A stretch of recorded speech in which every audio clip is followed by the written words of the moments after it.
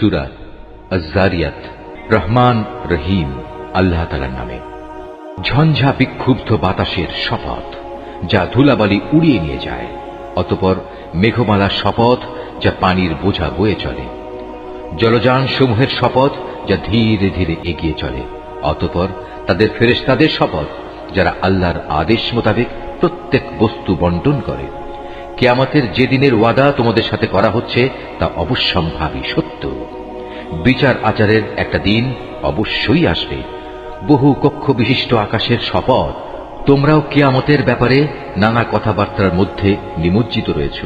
মূলত সে ব্যক্তি গোমরা হয়ে গেছে যে আখিরাতের বিশ্বাস পরিত্যাগ করেছে। ধ্বংস হোক যারা শুধু অনুমানের উপর ভিত্তি করে কথা বলে। সর্বোপরি যারা জাহেলিয়াতে নিমজ্জিত হয়ে মূল সত্য থেকে উদাসীন হয়ে পড়েছে। এরা তামাশার ছলে জিজ্ঞেস করে, বিচারের দিন কবে আসবে? এদের তুমি বলো, যেদিন তাদের আগুনে দগ্ধ করা হবে সেদিন কিয়ামত হবে। সেদিন তাদের বলা হবে, এবার তোমরা তোমাদের শাস্তি ভোগ করতে থাকো। এ হচ্ছে সেদিন যে জন্য তোমরা খুব তাড়াহুড়ো করছিলে। যারা আল্লাহ তাআলাকে ভয় করে তারা আল্লাহ তাআলার জান্নাতে ও ঝর্ণাধারায় চির শান্তিতে থাকবে। সেদিন আল্লাহ তাআলা তাদের যা যা পুরস্কার দেবেন তা সবই তারা সানন্দ চিত্তে গ্রহণ করতে থাকবে। নিঃসন্দেহে এরা আগে সৎকর্মশীল ছিল। তারা রাতের সামান্য অংশ ঘুমিয়ে কাটাত। রাতের শেষ প্রহরে তারা আল্লাহর কাছে ক্ষমা প্রার্থনা করত। এরা বিশ্বাস করত তাদের ধন সম্পদে প্রার্থী ও বঞ্চিত লোকদের অধিকার রয়েছে। যারা নিশ্চিতভাবে বিশ্বাস করত তাদের জন্য পৃথিবীর মাঝে আল্লাহকে চেনা জানার অসংখ্য নিদর্শন ছড়িয়ে রয়েছে। তোমাদের নিজেদের এ দেহের মধ্যেও তো আল্লাহকে চেনার অসংখ্য নিদর্শন রয়েছে, তোমরা কি দেখতে পাও না? আকাশের মাঝে রয়েছে তোমাদের রিজিক, তোমাদের দেয়া যাবতীয় প্রতিশ্রুতি। অতএব এ আসমান জমিনের মালিকের শপথ, এ গ্রন্থটা নির্ভুল, ঠিক যেমনি তোমরা এখন একে অপরের সাথে কথাবার্তা বলছো। হে নবী, তোমার কাছে ইব্রাহিমের সেই সম্মানিত মেহমানদের কাহিনী পৌঁছেছে কি? যখন তারা তার ঘরে প্রবেশ করল তখন তারা তাকে সালাম পেশ করল। সেও উত্তরে বলল, সালাম। কিন্তু তার কাছে এদের অপরিচিত লোক বলে মনে হল। এরপর চুপে চুপে নিজ ঘরের লোকদের কাছে চলে গেল। কিছুক্ষণ পর সে একটি ভুনা করা মোটা তাজা বাছুর সহ ফিরে এল। অতঃপর সে তা তাদের সামনে পেশ করল এবং বলল, কি ব্যাপার, তোমরা খাচ্ছ না যে? তাদের খেতে না দেখে সে মনে মনে তাদের ব্যাপারে ভয় পেল। তার ভয় দেখে তারা বলল, তুমি ভয় করো না। তার সাথে তারা তাকে গুণধর একটি পুত্র সন্তানের সুসংবাদ দিল। এটা শুনে তার স্ত্রী চিৎকার করতে করতে সামনে এলো এবং খুশিতে নিজের মাথায় হাত মারতে মারতে বলল, কিভাবে তা সম্ভব? আমি তো বৃদ্ধা এবং বন্ধ্যা। তারা বলল, হ্যাঁ, এভাবেই তোমার মালিক বলেছেন। তিনি প্রবল প্রজ্ঞাময়, তিনি সব কিছু জানেন। এটা তার জন্য অসম্ভব কিছু নয়। সে বলল, হে আল্লাহ তাআলার প্রেরিত মেহমানরা, এবার বলো তোমাদের এখানে আসার পেছনে আসল ব্যাপারটা কি? তারা বলল, আমাদের আল্লাহর পক্ষ থেকে একটি অপরাধী জাতির কাছে তাদের শায়েস্তা করার জন্য পাঠানো হয়েছে। আমাদের বলা হয়েছে আমরা যেন মাটির শক্ত পাথর তাদের উপর বর্ষণ করি, যাতে তাদের নামধাম তোমার মালিকের কাছ থেকে চিহ্নিত করে দেয়া হয়েছে।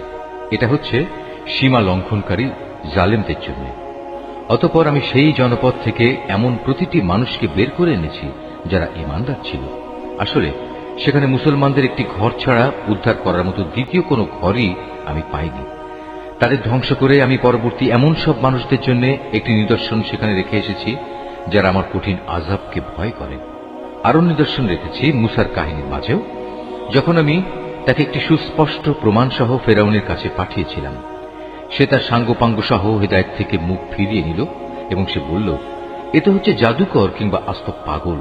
অতঃপর আমি তাকে এবং তার লয় লস্করদের এই বিদ্রোহের জন্য চরমভাবে পাকড়াও করলাম এবং তাদের সবাইকে সমুদ্রে নিক্ষেপ করলাম। আসলেই সে ছিল এক দণ্ডযোগ্য অপরাধী ব্যক্তি। আদ জাতির ঘটনার মাঝেও শিক্ষণীয় উপদেশ রয়েছে। যখন আমি তাদের উপর এক সর্ববিধ্বংসী ঝড় বাতাস পাঠিয়েছিলাম, এই বিধ্বংসী বাতাস যা কিছুর উপর দিয়ে ধেয়ে এসেছে তাই পচা হাড়ের মতো চূর্ণ বিচূর্ণ করে দিয়ে গেছে। নিদর্শন রয়েছে সামুদ জাতির কাহিনীর মাঝেও, যখন তাদের বলা হয়েছিল একটি নির্দিষ্ট সময় পর্যন্ত তোমরা নিয়ামত ভোগ করতে থাকো, কিন্তু তারা তাদের মালিকের কথার নাফরমানি করল। অতঃপর এক প্রচন্ড বজ্রাঘাত তাদের উপর এসে পড়ল এবং তারা চেয়েই থাকল। আযাবের সামনে তারা একটুখানি দাঁড়াবার শক্তিও পেল না এবং এই আযাব থেকে নিজেদের তারা বাঁচাতেও পারল না। এর আগেও বিদ্রোহের জন্য আমি নূহের জাতিকে ধ্বংস করেছিলাম। নিঃসন্দেহে তারাও ছিল একটি পাপী সম্প্রদায়। আমি আমার নিজস্ব ক্ষমতা বলেই এ আসমান বানিয়েছি। নিঃসন্দেহে আমি মহান ক্ষমতাশালী। আমি এ জমিনকেও তোমাদের জন্য বিছিয়ে দিয়েছি। তোমাদের সুবিধার জন্য আমি একে কত সুন্দর করেই না সমতল করে রেখেছি।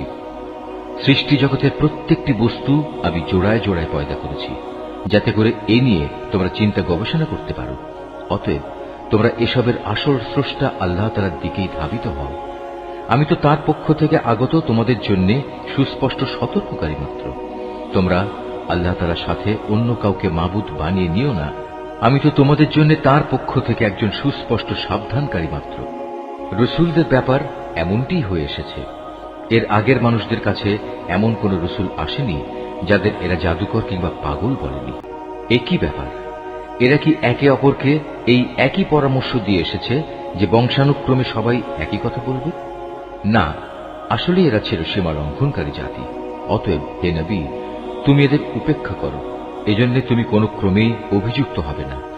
তুমি মানুষদের আল্লাহ তাআলার পথে উপদেশ দিতে থাকো, কেননা উপদেশ ঈমানদারদের উপকারে আসে। আমি মানুষ এবং জিন জাতিকে আমার ইবাদত করা ছাড়া অন্য কোন উদ্দেশ্যে সৃষ্টি করিনি।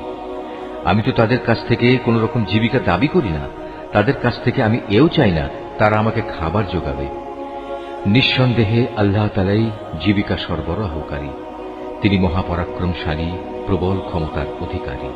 অতএব যারা সীমা লঙ্ঘনকারী জালেম, তাদের জন্য প্রাপ্য আযাবের অংশ ততটুকুই নির্দিষ্ট থাকবে যতটুকু তাদের পূর্ববর্তী জালেম লোকেরা ভোগ করেছে। সুতরাং আযাবের ব্যাপারে তারা যেন খুব তাড়াহুড়ো না করে। দুর্ভোগ ও ভোগান্তি তো তাদের জন্যই যারা শেষ বিচারের দিনকে অস্বীকার করেছে, যার প্রতিশ্রুতি তাদের বারবার দেয়া হয়েছে।